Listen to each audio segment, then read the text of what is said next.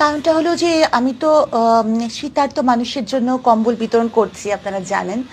তো এটা শুধু মানে ঢাকা শহরে কিন্তু অনেক কম, মানে তুলনামূলক কম শীত পড়ে, কিন্তু ঢাকার বাইরে অনেক শীত পড়ে।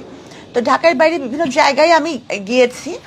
তো রাজবাড়ী থেকে আমি খবর পেলাম যে রাজবাড়ীতে একটা দুটা মাদ্রাসায় ছোট ছোট বাচ্চারা, ওখানে মাদ্রাসা প্লাস এতিমখানা আছে। তো ছোট ছোট বাচ্চারা অনেক কষ্ট করতেছে, তাদের এই শীতে কম্বল নাই। তো আমি ভাবলাম যে কম্বল নিয়ে আমি রাজবাড়ি যাব, কিন্তু সময় স্বল্পতার কারণে আসলে সম্ভব হলো না। আমাদের বন্দিনী ফাউন্ডেশন থেকে আমাদের প্ল্যান হচ্ছে আমরা যেখানেই যাই আমরা মানুষের পাশে দাঁড়াবো, নিজেরা গিয়ে, হ্যাঁ, নিজেরা উপস্থিত থেকে আমরা এই কাজটা করব। কখনোই এমনি বিকাশে কিছু পাঠিয়ে দেওয়া বা নগদে পাঠিয়ে এই কাজটা করি না। আমরা সরজমিনে যাই, দেখি আসলে মানুষের কষ্ট কতটুকু এবং আমরা করি। আর বন্দিনী ফাউন্ডেশনটা তো আসলে মূল ফোকাস কিন্তু শুধু বন্দিনীদের জন্য, কিন্তু তারপরেও যখন কোনো একটা বিশেষ ক্রাইসিস মোমেন্ট হয় বা আমি মনে করি যে আসলে কিছু মানে মানুষের পাশে দাঁড়ানো দরকার, তো সেজন্য আমরা বন্দিনী ফাউন্ডেশনের মাধ্যমে কিছু অন্যান্য মানুষেরও পাশে দাঁড়াই। আর আরেকটা কথা হচ্ছে, আমি কিছু সংবাদ মাধ্যমে দেখছি যে আমাকে বন্দিনী ফাউন্ডেশনের চেয়ারম্যান বা এরকম কিছু বলা হচ্ছে। আমি কিন্তু বন্দিনী ফাউন্ডেশনের চেয়ারম্যান না, কিছুই না। আমি জাস্ট একজন কর্মী মাত্র।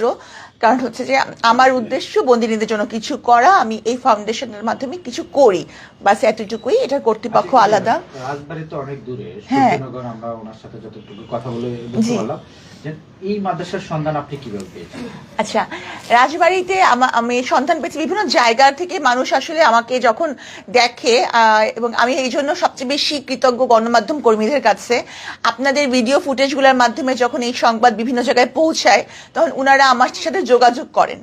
যোগাযোগ করার পরে বন্দিনী ফাউন্ডেশনের কাছে যে জায়গাটা অথেন্টিক মনে হয়, কারণ ওনাদের মাদ্রাসাটা ওইখানে রাজবাড়িতে আমাদের কিছু বন্দিনীর জন্য কাজ করছে, কিছু বন্দিনী আছেন, তারা ওই বন্দিনীরাই কিন্তু খোঁজ করেছেন ওই মাদ্রাসাটার। এবং ওই মাদ্রাসা এবং এতিমখানা, ওনার নাম হচ্ছে সোনিয়া, না?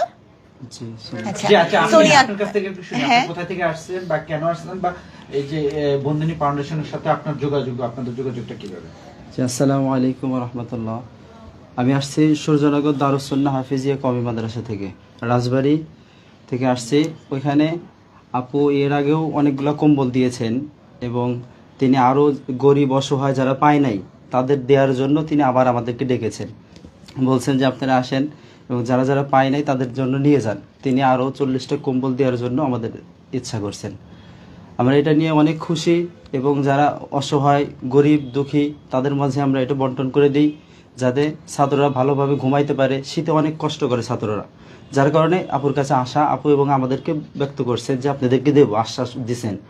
আপনার মাদ্রাসায় কতজন ছাত্র আছে? আমাদের ওখানে প্রায় ছাত্র আছে 100+, 100-100-র উপরে ছাত্র আছে, এবং সবাই আবাসিকই থাকার চেষ্টা করি। আশেপাশেরও আছে, তারা ওখানে এতিমখানা এবং ওখানে বিভিন্ন জায়গা থেকে অনুদান আসে। সেই হিসেবে আপুর কাছেও আমরা আবদার করছি যেন তিনি সামনে আমাদের অন্য অন্য মাদ্রাসার দিকে তাকায়, অন্য অন্য কাজগুলো যেন উনি